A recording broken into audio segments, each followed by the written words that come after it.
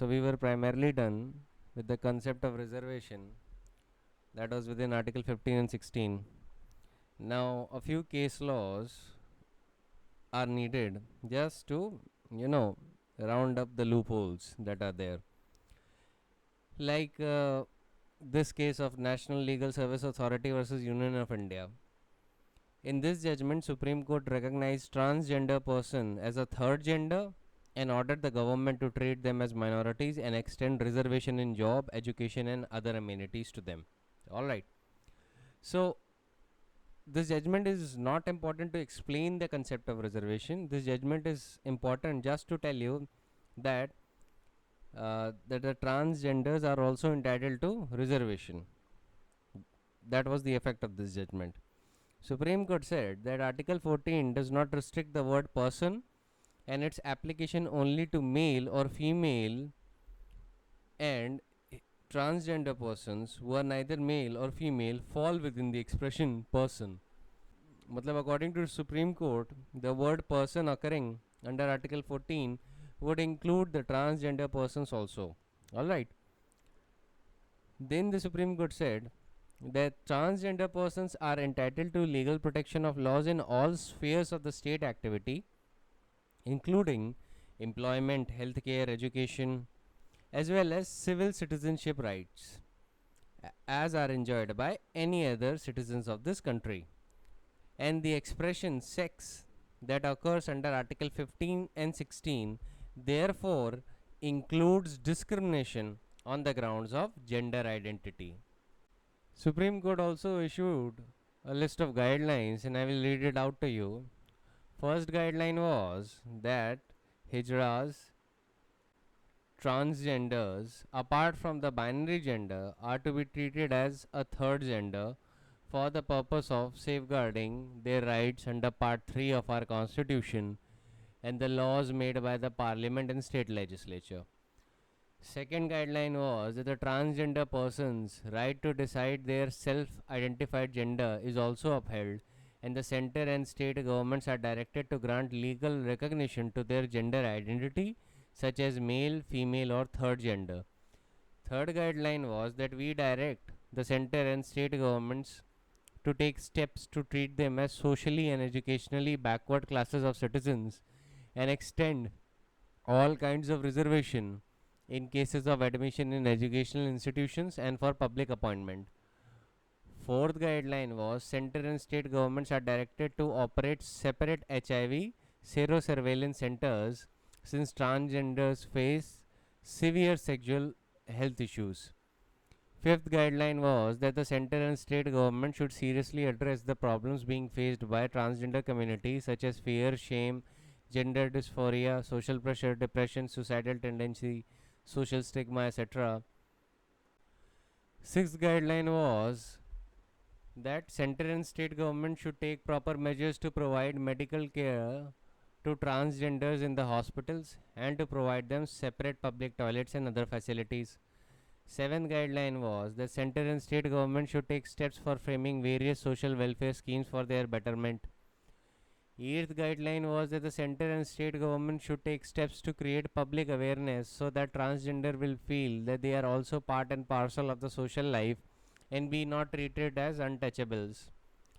Ninth guideline was that the center and state government should also take measures to regain their respect and place in society which once they enjoyed in our cultural and social life. ये एक छोटा सा point था which was essential for you to know.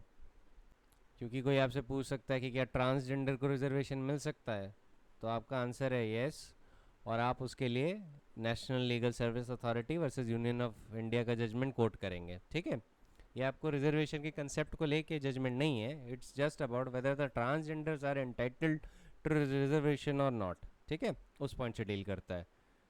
हम लोग ने previous lecture में reservation का कंसेप्ट पूरी तरीके से कंप्लीट कर लिया है. उसी लेक्चर के कंटेक्स्ट में जो मैंने पिछली बार आपको बताया, कुछ और जजमेंट्स भी बता देता हूँ which will work as a revision. ये थोड़े लेटेस्ट हैं. जैसे doctor Gulshan Prakash versus state of Haryana, ये जजमेंट किस चीज़ से डील करता है? इस पॉइंट से डील करता है कि writ can not be issued to the state to make reservation. Citation of this judgement is doctor Gulshan Prakash versus state of Haryana, AIR 2010, supreme court, page number 288. Supreme court ने क्या बोला कि article 15 clause 4 is only an enabling provision and it is for the states to enact a legislation or issue an executive instruction providing for reservation. ठीक है, you cannot come to the court and claim reservation as a matter of right. मैं आपको बता चुका था, writ cannot be issued for the purpose of applying reservation. जो reservation की जो प्रोविजंस हैं ये इनेबलिंग प्रोविजन है, both under article 15 clause 4 and under article 16 clause 4. ठीक है, वैसे ही 100% रिजर्वेशन को लेके भी मैं आपको एक केस बता चुका था पिछले लेक्चर्स में. एक और केस है, वो है Indian medical association versus union of India. इसमें 100% reservation for wards of army personnel was held to be unconstitutional. Similarly rule of reservation does not apply to single post. इसके लिए आपका एक और लेटेस्ट जजमेंट है, वो स्टेट ऑफ कर्नाटका वर्सेस के Govindappa, AIR 2009, supreme court, page number 618.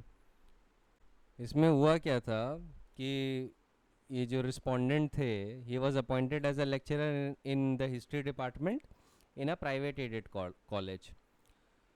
अब जब कॉलेज ने अप्लाई किया गवर्नमेंट ऑफ कर्नाटका के पास कि इनका अपॉइंटमेंट अप्रूव कर दीजिए, तो गवर्नमेंट ऑफ कर्नाटका ने बोला कि इनका तो अपॉइंटमेंट रोस्टर पॉलिसी के खिलाफ हुआ है और वो जो पोस्ट है वो SC कैंडिडेट के लिए रिजर्व्ड है. अब इनको उन्होंने बोला कि इनको नहीं अप्रूव करेंगे. तो K Govinda went to the high court, he filed a writ petition और इन्होंने ये पॉइंट रखा कि क्योंकि post of lecturer in history की पोस्ट सिर्फ सिंगल पोस्ट है तो रिजर्वेशन पॉलिसी नहीं अप्लाई करेगी. और इन्होंने बोला कि हाई कोर्ट डायरेक्ट करे स्टेट को to give approval to the appointment. High court ने इनकी बात मानी. State of Karnataka supreme court के सामने चली गई. सुप्रीम कोर्ट ने हाई कोर्ट का डिसीजन अपहेल्ड किया और वही बात बताई कि in order to apply for the rule of reservation within the cadre there has to be plurality of the post. ठीक है, अगर सिंगल पोस्ट है then there is no scope for reservation in that instance.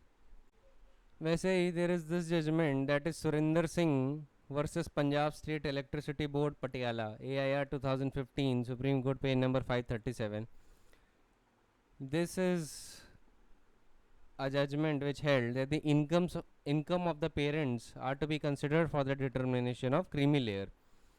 Supreme Court held very categorically that it is the income of the parents and not of the individual concerned which would be the determining factor in accordance with the office memorandum dated 8th of August 1993, which was issued by Government of India. Supreme Court is saying कि individual income के basis पे creamy layer नहीं decide होती. Creamy layer decide होती है on the basis of income of the parents. ठीक है, supreme court also said that it would be wrong to read down the inclusion of income of individual concerned while determining whether or not he fell within creamy layer. So basically according to the court it is the income of the parents which has to be considered for the determination of creamy layer. ये कुछ latest judgements थे, not latest, you can just say कि मैं आपको ये भी बताना चाहता था जिससे आपकी इन्फॉर्मेशन और थोड़ी होलिस्टिक हो.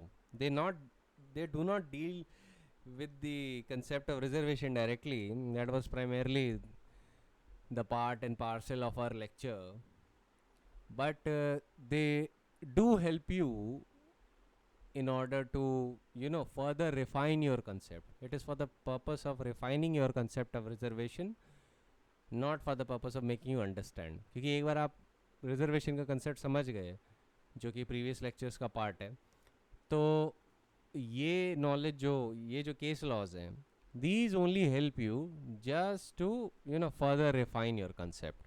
ठीक है, मतलब एक्स्ट्रा नॉलेज होती है, सो इट ऑलवेज हेल्प्स. अब हम आगे बढ़ सकते हैं. We will move on to article 17. बहुत छोटा सा डिस्कशन होगा इस पर. Article 17 says abolition of untouchability. It says untouchability is abolished and its practice in any form is forbidden. The enforcement of any disability arising out of untouchability shall be an offence punishable in accordance with law. अब fundamental rights में मैं आपको एक ख़ास बात बताता हूँ, दो तरीके के होते हैं। एक तो आपने सुना होगा पॉजिटिव और नेगेटिव, एक और डुअल कैटेगरी है। एक कैटेगरी होती है जो सेल्फ एग्जीक्यूटरी है, कुछ फंडामेंटल राइट्स होते हैं जो सेल्फ एग्जीक्यूटरी होते हैं, और कुछ फंडामेंटल राइट्स होते हैं which require legislation.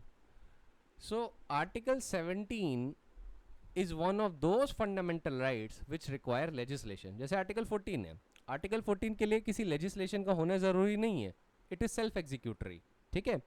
But article 17 के लिए there has to be a legislation, ठीक है। इसका दूसरा एग्जाम्पल है, मतलब a fundamental right which requires legislation, it is article 21A। 21A की बात कर रहा हूँ, that deals with your right to education. उसके लिए लेजिस्लेशन होना ज़रूरी है। ये बस इलस्ट्रेटिव पर्पस के लिए बता रहा हूँ, कोई एग्जॉस्टिव लिस्ट नहीं दे रहा आपको फंडामेंटल राइट्स की कि कौन सा एग्जीक्यूटरी है और कौन सा नहीं है, because frankly speaking it is not that much essential.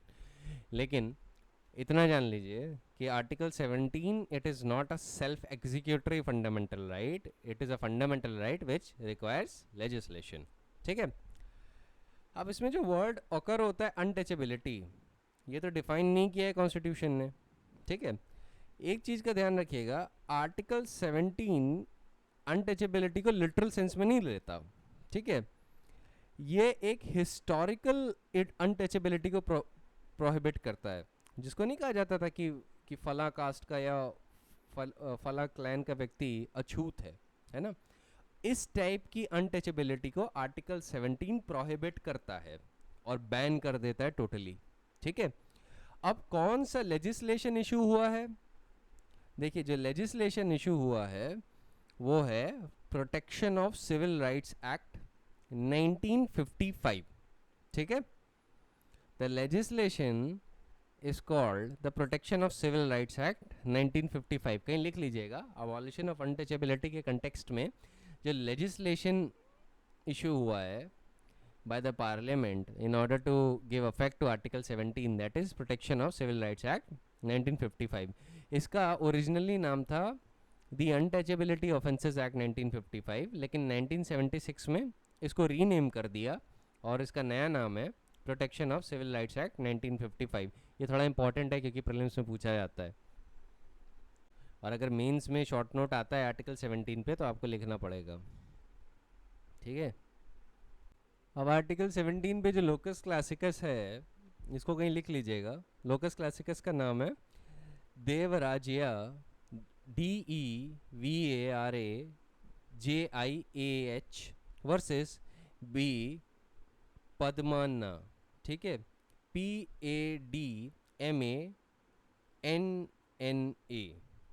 इसका साइटेशन है AIR 1958 मैसूर, पेज नंबर 84। यहाँ पे इस केस में सुप्रीम कोर्ट ने बोला था that the principal, not supreme court, high court said that the principal object of article 17 is to ban the practice of untouchability in any form.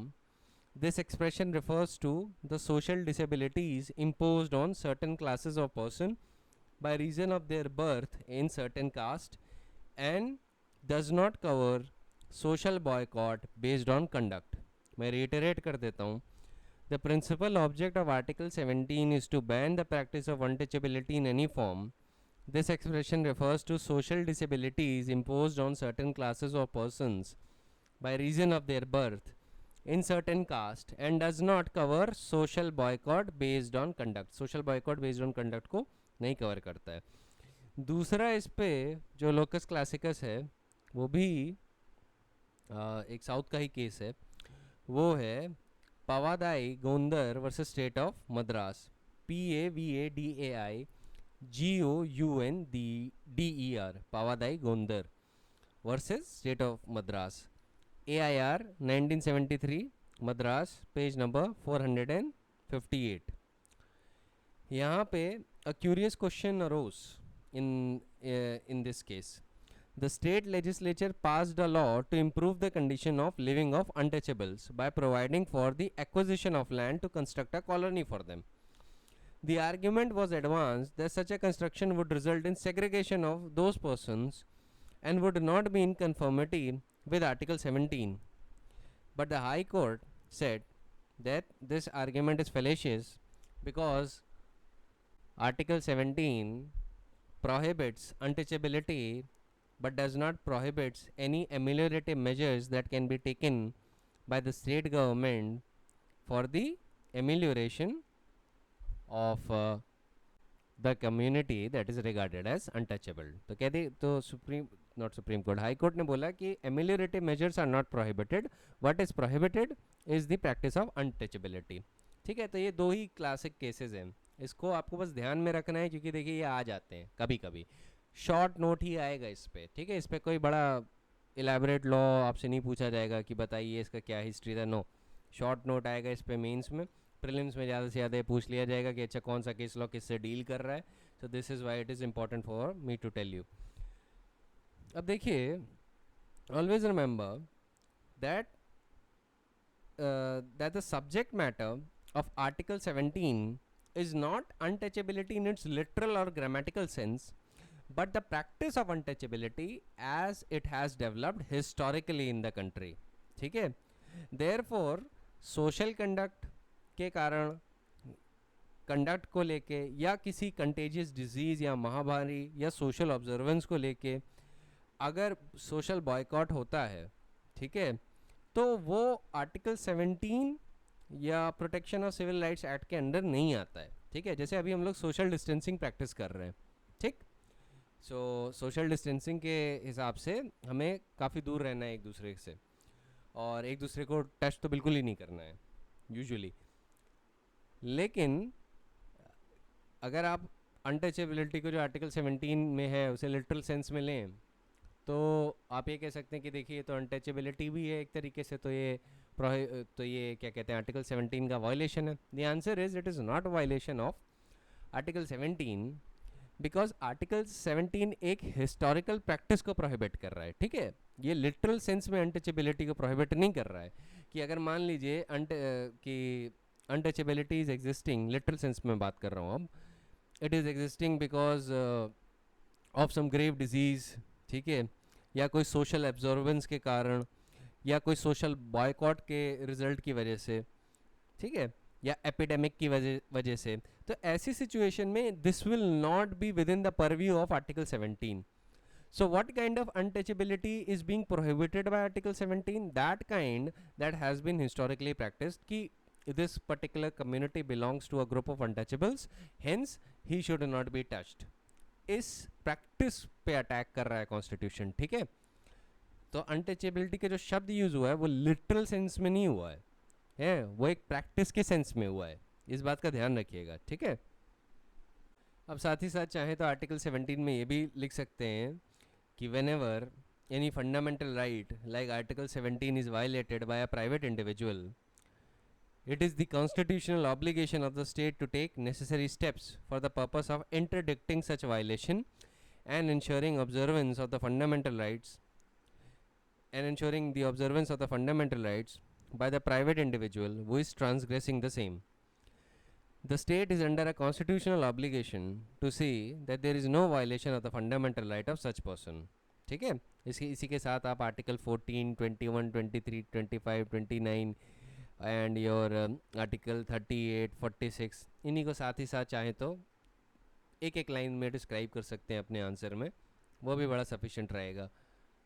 क्योंकि एक interesting point जो आपको ध्यान रखना चाहिए हमेशा कि while fundamental rights by themselves are generally restrictions mainly on the governmental activities, Article 17 and Article 15 Clause 2 protect an individual from the discriminatory conduct not only on the part of the state but even on the part of the private person in certain situations. ठीक है, always remember that whenever you're talking about Article 17, मतलब मान लिया आप short note लिख रहे हैं, तो अपने आंसर बेटर बनाने के लिए हमेशा आर्टिकल 38 और आर्टिकल 46 का रेफरेंस ज़रूर दीजिएगा. ठीक है, ऐसे इंटरकनेक्शन बहुत बढ़िया हो जाता है और एग्जामिनर को लगता है कि you are well versed with the constitution.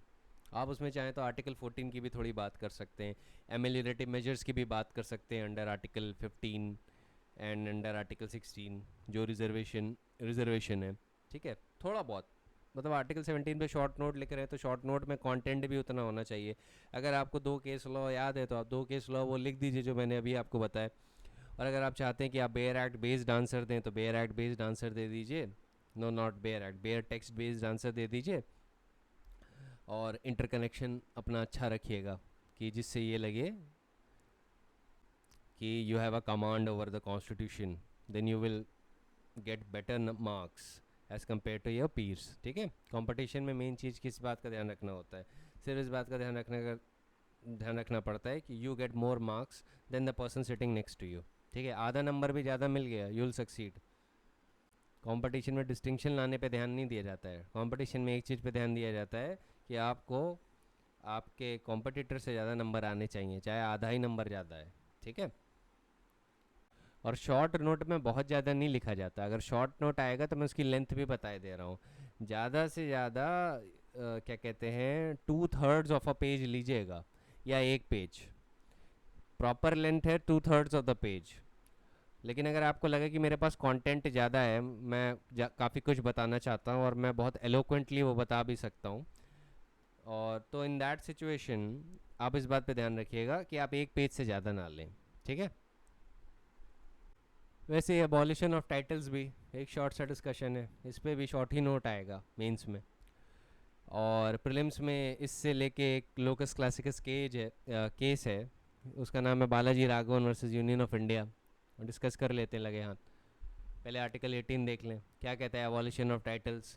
No title not being a military और academic distinction shall be conferred by the state. Clause 2 कहता है no citizen of India shall accept any title from foreign state. Clause 3 कहता है no person who is not a citizen of India shall, while he holds any office of profit or trust under the state, except without the consent of the president, any title from any foreign state. Clause 4 कहता है no person holding an office of profit or trust under the state shall without the consent of the president accept any present, emolument or office of any kind from or under any foreign state. Basically आप इस बात पे याद रखिएगा कि article 18 titles को abolish करता है। ठीक है, अब आर्टिकल 18 ये नहीं बताता कि क्या होगा अगर citizen if a citizen of India does accept a title in the contravention to article 18 clause 2। अब पार्लियामेंट चाहे तो अपनी रेसिड्यूरी पावर में कोई एक्ट लेजिस्लेट कर दे और बता दे कि भाई ऐसे इंडिविजुअल का क्या होगा, वो accepts a title contrary to the article. अभी तक तो खैर ऐसा कोई इंफॉर्मेशन है नहीं कि क्या होगा। अब लोकस क्लासिकस पे के नाम पे इस पे सिर्फ एक केस है, Balaji Raghavan versus union of India.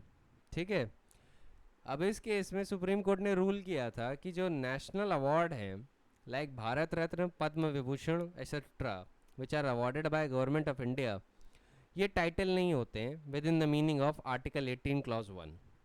ठीक है, ये केस बहुत प्रोबेबल है कि प्रीलिम्स में आर्टिकल 18 के कंटेक्स्ट में पूछा जाएगा, और मेंस में जब भी शॉर्ट नोट आप लिख रहे होंगे आर्टिकल 18 के कंटेक्स्ट में तो ये केस मेंशन करना ज़रूरी है। शॉर्ट सा है, केस का नाम है Balaji Raghavan versus union of India. इसका साइटेशन है AIR 1996 supreme court page number 770। ठीक है, क्या हुआ था इसमें हेल्ड, सुप्रीम कोर्ट ने बोला था इसमें कि the national awards like Bharat Ratna, Padma Vibhushan और आपका बाकी के जितने भी नेशनल अवार्ड हैं, पद्मश्री और ये सब एक्सेट्रा, ये जो गवर्नमेंट ऑफ इंडिया अवॉइड करती है, these are not titles within the meaning of article 18 clause 1, and these awards are not violative of the principle of equality that is guaranteed by article 14 and 18। याद रखिएगा, अभी हम लोग principal of equality के ही अंदर हैं, 14 to 18 तक right to equality चलता है। And to quote what the supreme court actually said, I am quoting the supreme court is saying that the theory of equality does not mandate that the merit should not be recognized. Equality की theory ये नहीं कहती कि किसी का merit ही ना recognise करो।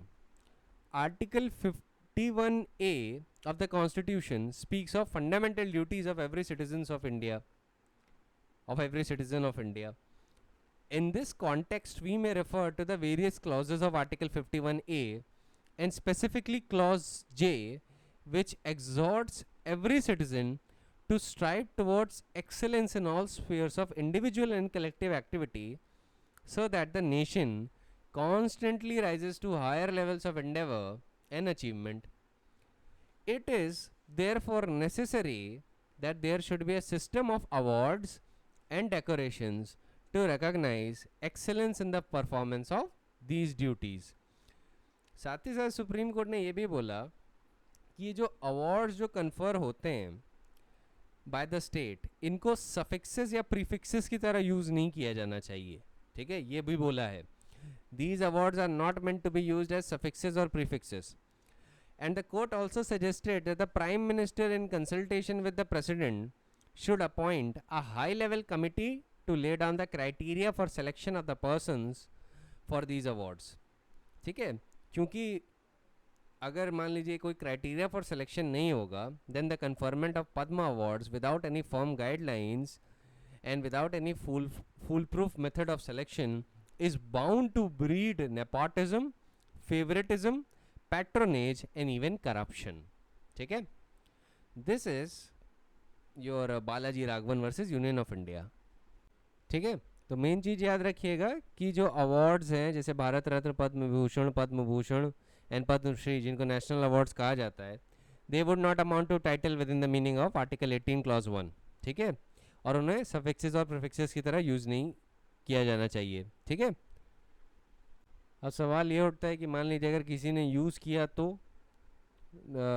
National award as a suffix और प्रीफिक्स. सुप्रीम कोर्ट ने इसी जजमेंट में बोला था कि अगर कोई ये इस नेशनल अवार्ड को सफिक्स या प्रीफिक्स की तरह यूज़ करता है तो defaulter should forfeit the national award conferred on him or her by following the procedure laid down in Regulation 10 of each of the 4 notification creating the national award. Basically Supreme Court is saying तब उसे forfeit कर देना चाहिए वो national award. एक और case है article 18 के ऊपर, that is Union of India versus बिजन Ghosh, AIR 1997, Supreme Court, page number 3019. Here the Supreme Court said that where an award is not yet formally conferred and the government communication relating to that award thereto is cancelled on the account of sentiments expressed by the family members of the proposed deceased recipient, writ would not be issued for formal annulment of conferment of national award. ये भी थोड़ा सा important है. Basically supreme court ने इस case में क्या कहा है, वो ये बोला है कि आपको पता होता है कि जब गवर्नमेंट अवार्ड देने वाली होती है तो पहले एक लिस्ट नोटिफाई करती है, तो सबको पता चल जाता है कि भाई किसको वो अवार्ड मिलना है. ठीक है, और फिर उनके पास एक ऑफिशियल कम्युनिकेशन जाता है गवर्नमेंट की तरफ से. ठीक है, कि you have been chosen for this award etcetera etcetera, चाहे पद्म विभूषण हो, पद्मश्री हो या भारत रत्न हो, वॉट एवर. तो ये उनके पास एक फॉर्मल कम्युनिकेशन जाता है गवर्नमेंट की तरफ से. लेकिन कभी कभी क्या होता है, फैमिलीज़ जो होती हैं on the account of sentiments of the disease recipient मना कर देती हैं. क्योंकि देखिए कई बार ये अवार्ड्स डेथ के बाद भी अवार्ड किए जाते हैं. ठीक है, कि कोई पर्सन था जिसने बहुत अच्छा काम किया, ठीक है, एंड ही और शी डाइड, तो उसके बाद उसका जो वर्क है उस व्यक्ति का, उस डिसीज्ड पर्सन का, उसको गवर्नमेंट रिकग्नाइज करती है. And in order to honour his और हर वर्क वो फॉर्मली अनाउंस करती है कि okay we are going to give them this award. ठीक है, अब कभी कभी क्या होता है कि ऑन अकाउंट ऑफ सेंटिमेंट्स और for on account of some other reason family members of the deceased recipient deny taking of that award. वो सीधे मना कर देते कि भाई हमें नहीं चाहिए, क्योंकि जो डिसीज्ड पर्सन था उसकी ये इच्छा नहीं थी कि उसको कोई भी तरीके का अवार्ड मिले. जैसे कि एग्जाम्पल के तौर पे जो जस्टिस वर्मा थे, ठीक है, उनकी फैमिली ने रिफ्यूज़ कर दिया था पद्म भूषण एक्सेप्ट करने से. जस्टिस वर्मा की डेथ के बाद गवर्नमेंट ने उनका वर्क जो रिकग्नाइज किया था उन्हें ऑनर करना चाहती थी आफ्टर हिज डेथ. तो उनकी जो फैमिली थी जस्टिस वर्मा की, उन्होंने पद्म भूषण एक्सेप्ट करने से रिफ्यूज़ कर दिया था, मना कर दिया था. तो ऐसा होता है.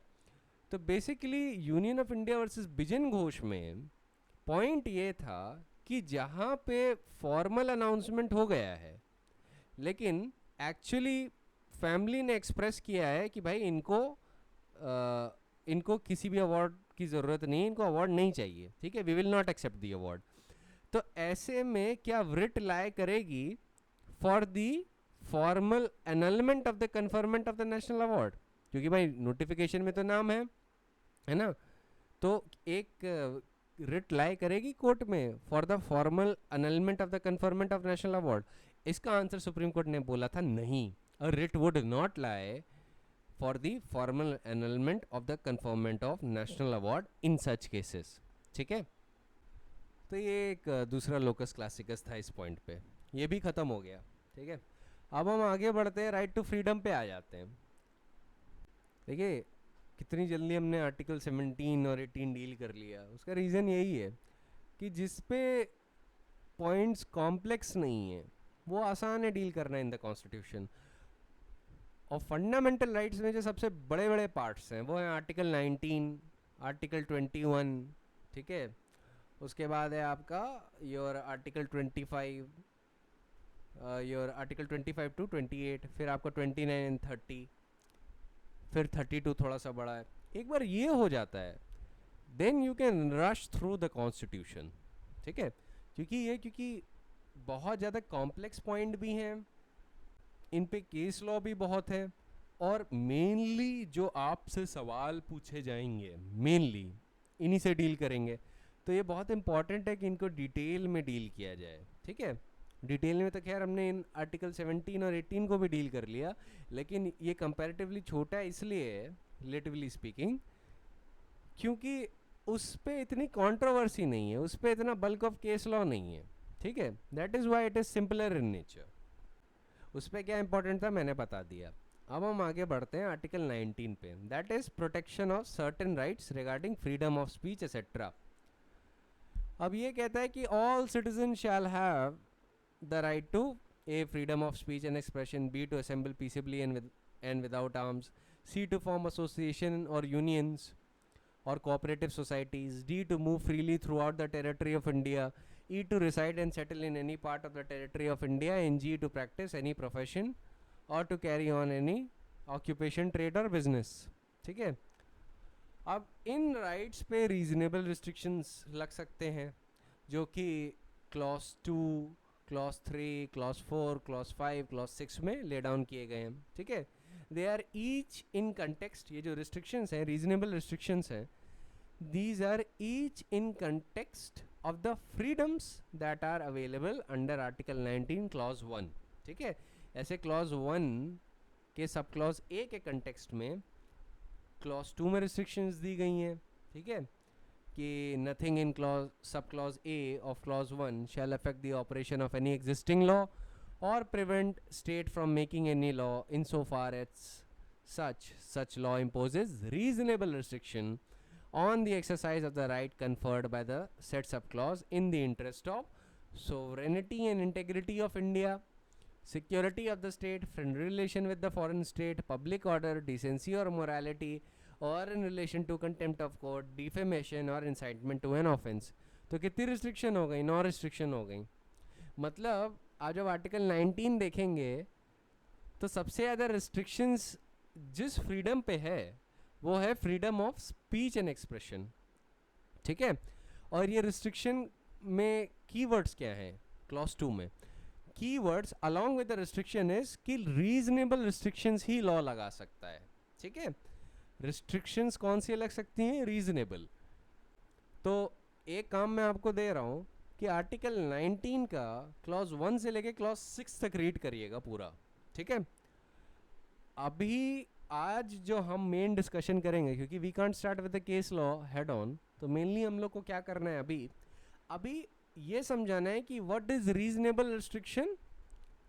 और आर्टिकल 19 में जब भी कोई स्टेट एक्शन या स्टैट्यूट चैलेंज होती है या प्रोविजन स्टैट्यूट का चैलेंज होता है, then how would you go about it, ठीक है। ये मेन चीज़ें हैं जिनसे हम आज डील करेंगे। अब पहले आर्टिकल 19 के बारे में एक चीज़ जान लीजिए कि ये जो राइट्स आप देख रहे हैं under part 3 of the constitution, such as right to equality, your article 19 which deals with freedoms, your article 21, ये अपने आप में बड़े खास राइट नहीं है. These are not very special rights. These are those rights which are designed to make a democracy functionable. ठीक है? Because what is a democracy without fundamental freedoms? What is a democracy without a right to equality?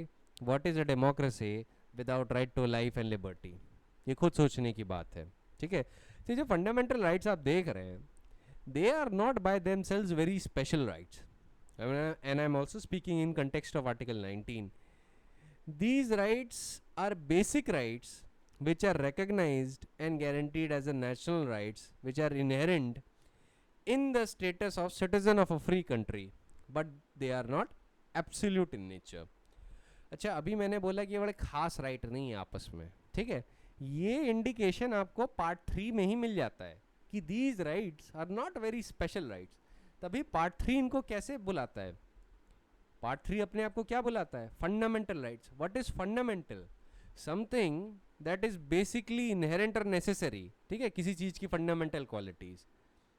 जो fundamental शब्द है इसका basic मतलब होता है कि something which forms the necessary base और कोर, और something which is of central importance. तो ये फंडामेंटल राइट्स किस चीज का कोर बनाते हैं? The answer is they form a core of democracy. You cannot have a democracy without the fundamental freedoms, which are right to life, right to liberty, right to religion, and your right to equality, right to free speech and expression, etc. etc. ये basic fundamental freedoms हैं. These are not very special rights. These are designed to make a democracy functionable. ठीक है? So in this context, अभी सिर्फ सुनिएगा. Supreme Court in the case of Dharamdutt versus Union of India, citation is AIR 2004, Supreme Court page number 1295, said that it has been said that these rights are great and basic rights which are recognized and guaranteed as natural rights inherent in the status of citizen of a free country, but not absolute in nature and uncontrolled in operation. The scheme of Article 19 shows that a group of rights are listed as Clause A to G are recognized as fundamental rights conferred on citizen. Supreme Court Article 19 के context में बात कर रहा है इधर. All rights do not stand on a common pedestal but have varying dimensions and underlying philosophies. The common thread that runs throughout clauses 2 to 6 is that the operation of any existing law or the enactment of the state of any law which imposes reasonable restriction to achieve certain object is saved. मतलब सिर्फ reasonable restrictions ही allowed हैं. However, the quality and content of such law would be different by reference to each of the subclauses A to G of clause 1 of Article 19.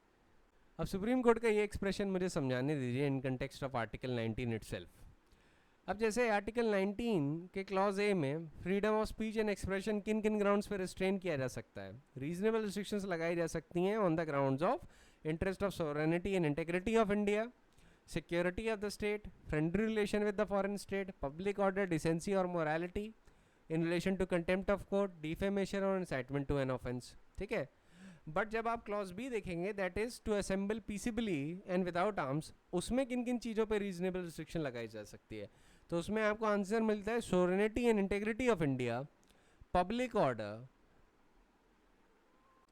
And that's it.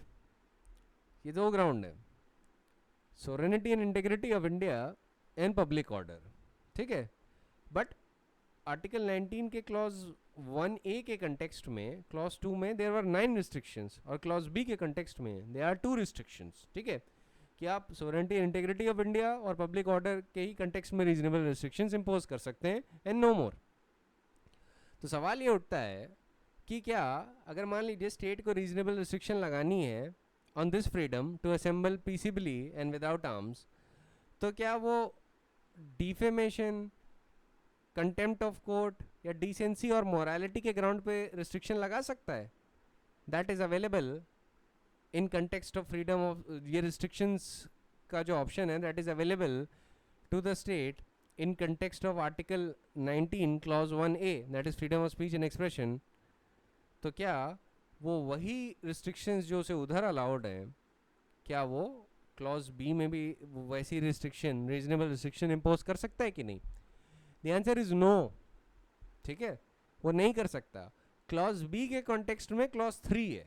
ठीक है, article 19 के clause 1B के context में, that is the right to assemble peacefully and without arms, उसके context में clause 3 है और वो सिर्फ 2 रिस्ट्रिक्शंस एनविसेज करता है, रीजनेबल रिस्ट्रिक्शन दैट टू.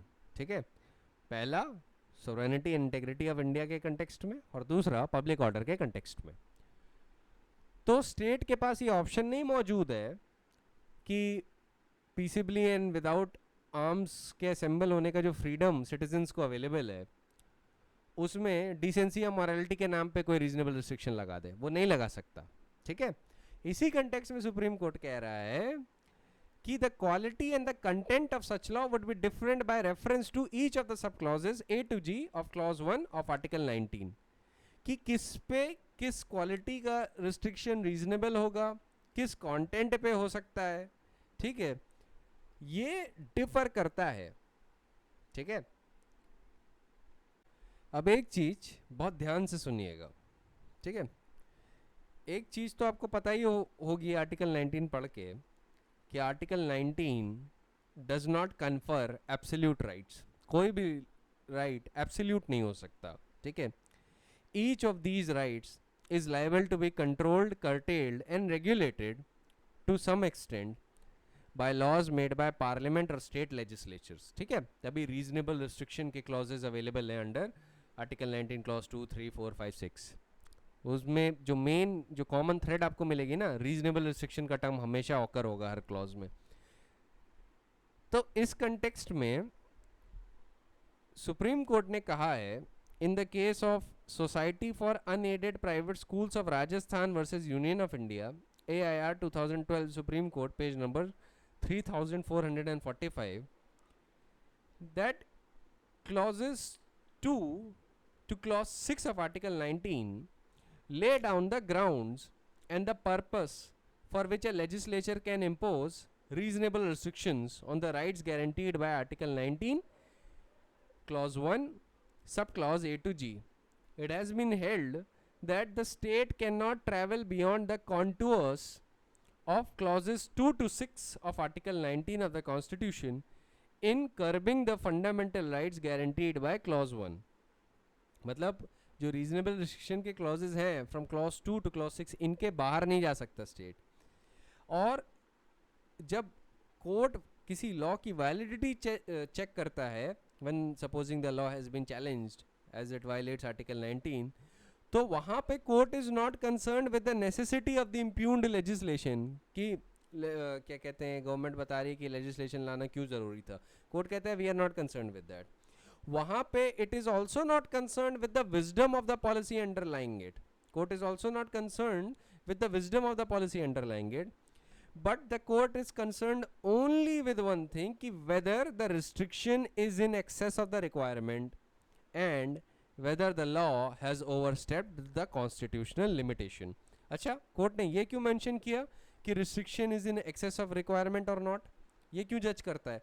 क्योंकि जो लिमिटेशंस अलाउ करता है constitution on the exercise of these fundamental freedoms under article 19 clause 1, वो रीजनेबल रिस्ट्रिक्शन है.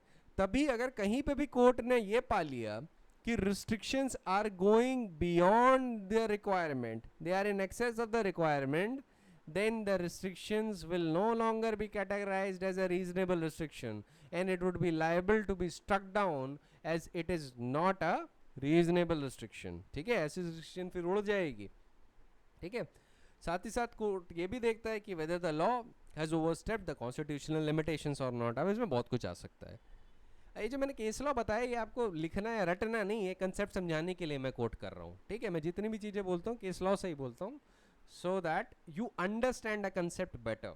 You don't have to write it down. This case law you don't have to write it down. जो case law important होगा मैं बता दूंगा ये important है, उसको लिख लीजिएगा. जहाँ पे मैं बोलूँ कि ये सब कंसेप्ट समझाने के लिए बोल रहा हूँ उसमें आपकी मर्जी, चाहे तो लिखें चाहे तो ना लिखें. ठीक है, सो रिमेंबर कि the state is only allowed to impose reasonable restrictions on the rights guaranteed by Article 19 Clause 1 subclause A to G, and the state cannot travel beyond the contours of clauses 2 to 6 of Article 19 of the Constitution in curbing the fundamental rights guaranteed by Clause 1. The court is not concerned with the necessity of the impugned legislation or the wisdom of the policy underlying it, but only whether the restriction is in excess of the requirement and whether the law has overstepped the constitutional limitations. ठीक है, अब आपको एक और चीज़ पे ध्यान देना है आर्टिकल 19 में कि आर्टिकल 19 का जो राइट्स हैं ये किसको अवेलेबल है, ये सिटीजन्स को अवेलेबल है. तो foreigners can not claim the rights that are guaranteed under article 19.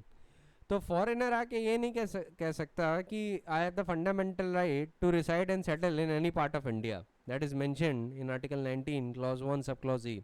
ठीक है, the government would have unrestricted right to expel a foreigner. Always remember, the government in that situation would have unrestricted right to expel a foreigner, and no foreigner would be able to claim Article 19 Clause 1 subclause E, that is the right to reside and settle in India. अगर वो court में challenge करने की कोशिश भी करेगा, court will reject the petition. Right to hearing तो होगा कि कोर्ट हियर तो कर लेगा, उसे सुन लेगा, लेकिन ये सक्सीड नहीं करेगा. कोर्ट बहुत क्लियर है इन सब पॉइंट्स पे. ठीक है, ये जो राइट्स हैं आर्टिकल 19 के क्लॉज 1 के सिर्फ सिटीजन्स के पास है. फॉरेनर्स बाहर से आके अगर इधर आएंगे और बोलेंगे कि I have a right to move freely throughout the territory of India, to reside and settle in any part of territory of India, I have absolute freedom of speech and expression that is available to every citizen under Article 19. Court बोलेगा no, Article 19 is only for the citizens of India and these rights are not available to any other person. Foreigner को ये available नहीं है rights. ठीक है, एक बात मैं अभी आपको बताए दे रहा हूँ, वैसे जब सिटीजनशिप का टॉपिक पढ़ाऊँगा तो भी मैं बताऊँगा कि one can not claim citizenship on the basis of fundamental right, नहीं मिल पाएगी. ठीक है, you can not claim citizenship on the basis of fundamental right, क्योंकि ये बर्निंग इशू है. इसके लीगल नुआंसेस तो सिटीजनशिप के टॉपिक में ही आपको समझ में आएंगे, लेकिन अभी जान लीजिए कि फंडामेंटल राइट्स जो बाय देमसेल्व्स हैं they will not be conferring citizenship. ठीक है, ये याद रखिएगा. याद रखिएगा, सिटीजनशिप का जो टॉपिक है पार्ट 2 ऑफ द कॉन्स्टिट्यूशन में आता है और फंडामेंटल राइट्स का जो टॉपिक है वो पार्ट 3 ऑफ द कॉन्स्टिट्यूशन में आता है. ठीक है, so the constitution first dealt with the citizenship and then it came on the fundamental right. अब आर्टिकल 19 को पढ़ने के बाद 3 सिग्निफिकेंट कैरेक्टरिस्टिक्स हमें मिलती हैं क्लॉज 2 से क्लॉज 6 के बीच में. वो 3 कैरेक्टरिस्टिक्स क्या हैं? Those 3 characteristics are, first, that the restrictions under them can be imposed only by or under authority of law. No restriction can be imposed by executive action alone without there being a law to back it up. ये पहला बहुत important rule है, ये आप लिख लीजिए अपने bare text of the constitution में लिख लीजिए कि restrictions can be imposed only under the authority of law. No restrictions can be imposed by the executive action alone without there being a law to back it up. Secondly, each restriction must be reasonable. Thirdly, a restriction must be related to the purposes mentioned in clause 2 to clause 6 of Article 19. Thus, there is a double test to adjudge the validity of a restriction. First is whether it is reasonable, and second is whether it is for the purpose mentioned in the clause under which the restriction is being imposed. Both these questions are to be determined finally by the courts when the law is challenged as unconstitutional. The legislative determination of what restrictions to impose on a freedom is not final and conclusive as it is subject to judicial review. ये important characteristics हैं that we can gather from Article 19 itself. ठीक है, मैं एक बार फिर बोले दे रहा हूँ. The restrictions under them can be imposed only by the authority of law and no restrictions can be imposed by the executive action alone without there being a law to back it up. Secondly, restrictions must be reasonable. Thirdly, restrictions must relate to the purposes mentioned in Article 19 clause 2 to Article 19 clause 6. The double test to adjudge the validity of a restriction is first whether it is reasonable and whether it is for the purpose mentioned in the clause under which the restriction is being imposed. Both of these questions are to be determined finally by the courts, constitutional courts, High Court and the Supreme Court, as the case may be, when a law is challenged as unconstitutional. The legislative determination of what restriction to impose on a freedom is not final and conclusive. It would be subject to judicial review. Legislature ये नहीं कह सकता कि मैंने जो restriction लगाई है reasonable है, तो आप courts को इसमें पढ़ना नहीं चाहिए. Court सीधे कह देगा कि your view is not final. It is what we say is what makes the law, and that is the final opinion. Always remember, there is a maxim which says Judex est lex locens. It means that the judge is the law speaking. ठीक है, तो जो judiciary का जो view होता है वो main final view होता है. अब ये मैंने शॉर्ट में तो बता दिया कि इसका क्या है, लेकिन इसमें जो टेस्ट ऑफ रीजनेबलनेस है इस पे बहुत सारे केस लॉज हैं. इनसे डील करना है. फिर आपको बेनेट कोलमैन सकल पेपर्स का भी केस बताना है. फिर एक और केस है, क्या नाम है आपका, bank nationalisation case, etcetera etcetera. इन सब पे डिस्कशन होगा टाइम से. अभी मैं आपको एक केस बता रहा हूँ, ये इम्पॉर्टेंट है. ठीक है, वैसे आपके स्टडी नोट्स में भी दिया हुआ है, but if you want you can note it down. This is the case of Papanasam Labor Union versus Madura Courts Limited, decided on 8th December 1994. यहाँ पे सुप्रीम कोर्ट ने आर्टिकल 19 के कंटेक्स्ट में जो पोजीशन ऑफ लॉ है ना, बहुत अच्छे से समराइज कर दिया था. ठीक है, लेकिन उन्होंने जो नटशेल में जो डॉक्ट्रिन्स बताई हैं ये आपको तब तक नहीं समझ में आएंगी जब तक आपने इस पे होमवर्क ना किया हो. ठीक है, एग्जाम में तो आप यही गाइडलाइंस लिखेंगे, लेकिन आपको समझाने के पर्पस से आगे चल के नेक्स्ट लेक्चर में उसके बैकग्राउंड भी बताऊंगा, क्योंकि नेक्स्ट लेक्चर तो बेसिकली केस लॉ से सबसे ज़्यादा डील करेगा. तो अभी के लिए ये गाइडलाइंस और ये जजमेंट का ध्यान रखिएगा, क्योंकि ये जजमेंट कोटेबल है. अगर आपको ये जजमेंट का नाम ना भी याद रहे तो इस जजमेंट में जो गाइडलाइंस ले डाउन की गई हैं उन पे ध्यान रखिएगा. ठीक है, क्योंकि अगर वो आपने आर्टिकल 19 के कॉन्टेक्स्ट में लिख दिया तो आपको नंबर बहुत अच्छे मिलेंगे. So, what did the Supreme Court say in this case? Supreme Court said, and I quote, that after considering the respective submission of the learned counsel for the parties and considering various decisions of this court, deciding the question of reasonableness of the restriction imposed by a statute on the fundamental rights guaranteed by Article 19 of the Constitution, it appears to us that a following principle and guideline should be kept in mind for considering the constitutionality of a statutory provision upon a challenge on the alleged vice of unreasonableness of the restriction imposed by it. So the first is, the restriction sought to be imposed on the fundamental rights guaranteed by Article 19 of the Constitution must not be arbitrary or of an excessive nature, so as to go beyond the requirement of felt need of a society and object sought to be achieved. Basically, what the Supreme Court is mentioning is saying that जो restrictions जो impose हो रही हैं वो excessive या arbitrary नहीं होनी चाहिए कि वो object को cross ही कर जाए. ठीक है, so this is the first guideline. Second principle is that there must be a direct and proximate nexus or a reasonable connection between the restriction imposed and the object sought to be achieved.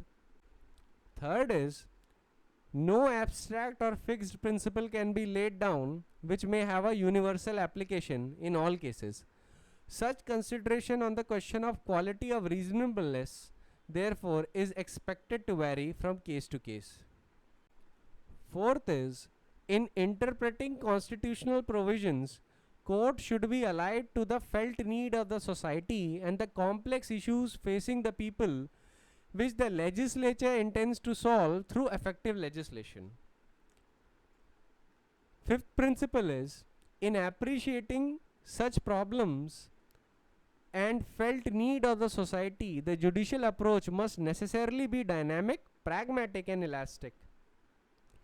Sixth principle is, it is imperative that for consideration of reasonableness of restriction imposed by a statute, the court should examine whether the social control as envisaged in Article 19 is being effectuated by the restriction imposed on the fundamental right.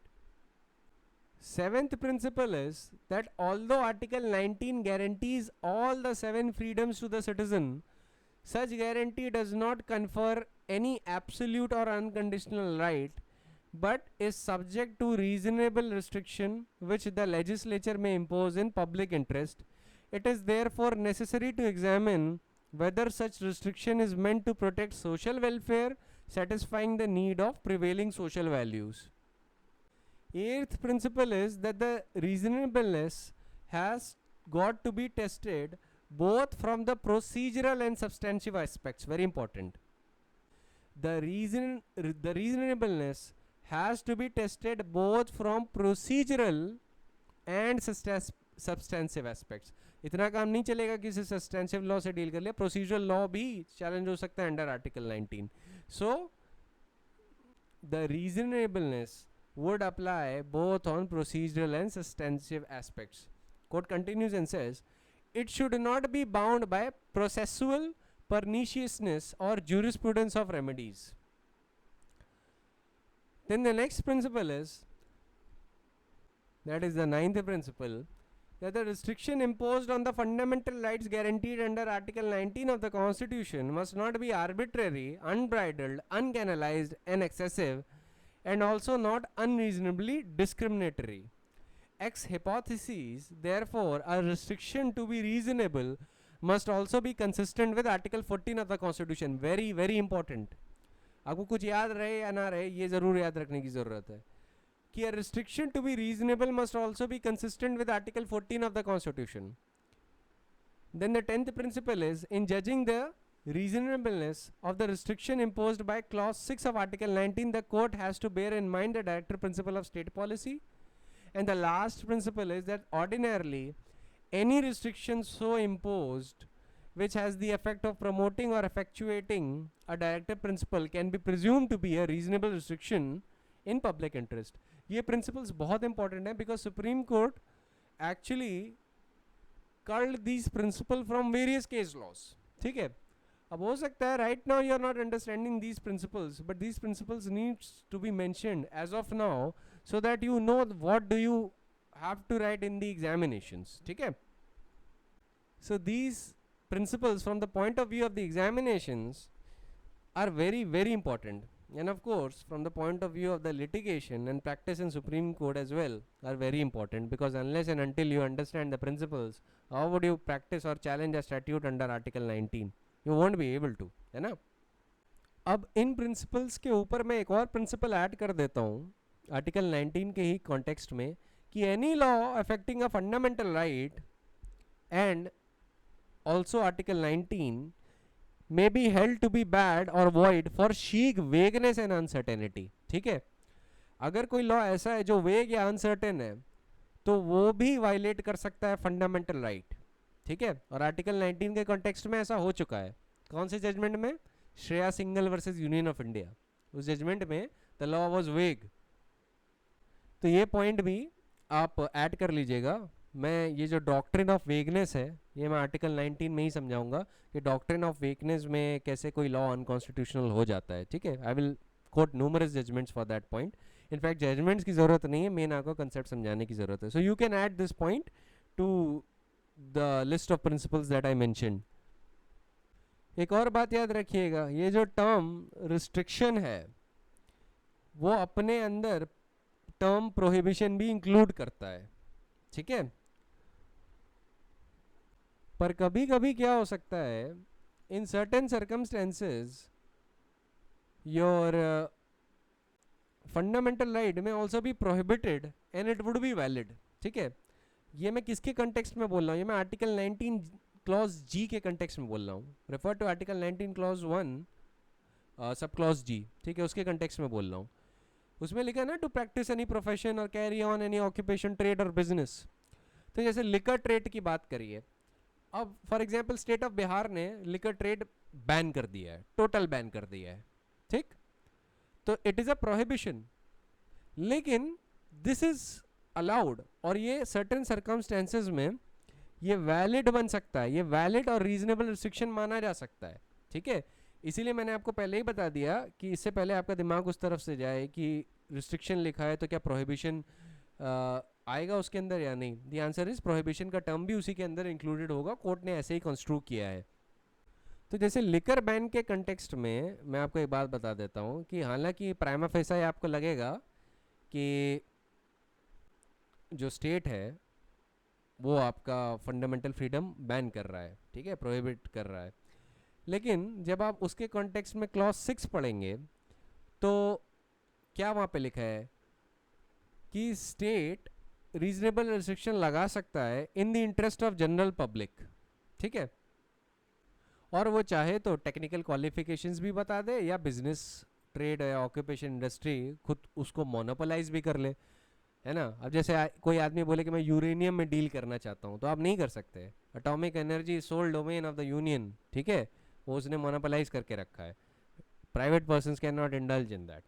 तो liquor ban पे वापस आ जाते हैं, तो देखिए ये reasonable prohibition कैसे हो सकता है, because it is actually a prohibition, ठीक है।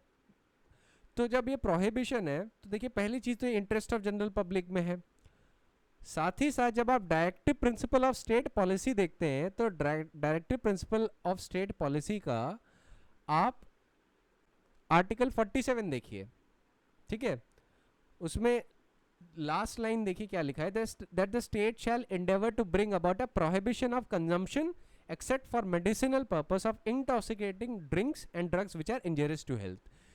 तो ऐसी सिचुएशन में जब आप डायरेक्टिव प्रिंसिपल्स को रीड टुगेदर करते हैं विद योर फंडामेंटल फ्रीडम्स, तो ऐसे में कभी कभी क्या हो सकता है कि prohibition of a certain fundamental right जो लिकर बैन में लिकर ट्रेड से ही डील करेगा, even that would be regarded as reasonable. तभी जो अभी आपने जो केस सुना, the name is Papanasam labour union versus Madura coats limited, उसमें एक प्रिंसिपल सुप्रीम कोर्ट ने क्या बोला था कि in judging the reasonableness of the restriction imposed by clause 6 of article 19 the court has to bear in mind the directive principle of state policy। Clause 6 के context में बोल रहा है कि उसके सिचुएशन में directive principle of state policy को ध्यान में रखना होगा कोर्ट को, इसीलिए बोला। सो सर्टेन सिचुएशन में a law depriving a citizen of his fundamental right to carry on a liquor trade may be valid, ठीक है, और इनफैक्ट वैलिड हेल्ड हुआ भी है। अभी आगे हम लोग ये बात डिस्कस करेंगे and you will understand it. इन्हीं प्रिंसिपल्स को जो अभी मैंने बताया था पपनासम वाले केस में, उनमें एक और प्रिंसिपल आप ऐड कर दीजिए, क्योंकि देखिए प्रिंसिपल जब आपके पास एक ही जगह पे सारे मौजूद होते हैं ना तो आप रिवीजन बड़ा क्विकली कर सकते हैं, एक ही बार में आपने रिवीजन कर लिया कि समरी एक तरीके से ये पूरे आर्टिकल 19 के कंसेप्ट की हो सकती है। जो एक और प्रिंसिपल जो आपको ऐड करना है वो ये है कि any restriction under article 19 clause 2 to clause 6 on any right guaranteed by Article 19 clause 1 subclause A to G can be imposed only by law and not through a mere administrative direction, departmental instruction or an executive action having no statutory force, ठीक है। So merely by passing circulars or merely by giving administrative directions or departmental instructions you cannot restrict a fundamental right that is guaranteed by Article 19 clause 1, ठीक है। ये एक आप principal add कर लीजिएगा, मैं फिर से एक बार रिपीट कर देता हूँ, that the restrictions under article 19 clause 2 to clause 6 on any right guaranteed by Article 19 clause 1 can be imposed only by law and not through a mere administrative direction or departmental instruction which have no statutory force, ठीक है। तो आज के लिए इतना ही बहुत है, इस बात का ध्यान रखिएगा। यू समराइज द प्रिंसिपल्स, मैं फिर से रेटरेट कर रहा हूँ, ये जो प्रिंसिपल्स हैं ना बहुत इंपॉर्टेंट है। आपको केस लॉ का नाम इतना इंपॉर्टेंट नहीं है जितने प्रिंसिपल्स जो कर्ल्ड आउट किए गए हैं after looking at various case laws, वो ज़्यादा इंपॉर्टेंट है, ठीक है। You have to focus on that You don't have to focus on the case laws, names, and etc. Focus on the substance and not the form. ठीक है? So that is it for today, and tomorrow we will deal with the case laws of Article 19. उसमें फिर मुझे आपको बताना है कि what is reasonable.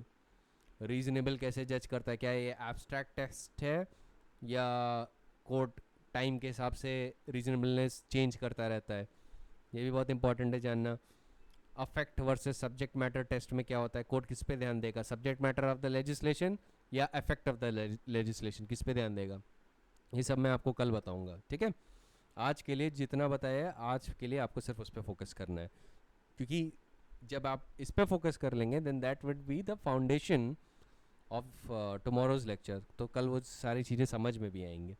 ठीक है, so that is it for today. I will see you tomorrow.